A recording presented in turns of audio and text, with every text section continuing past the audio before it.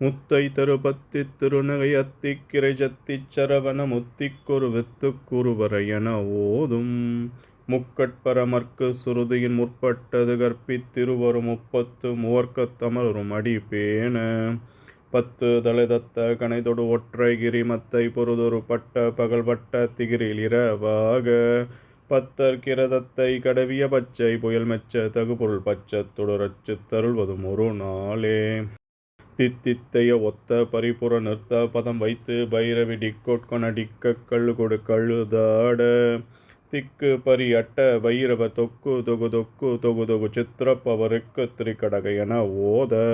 கொத்து பறை கொட்ட களமிசை குக்கு குக்கு குத்தி புதை புக்கு பிடியன முது கூகை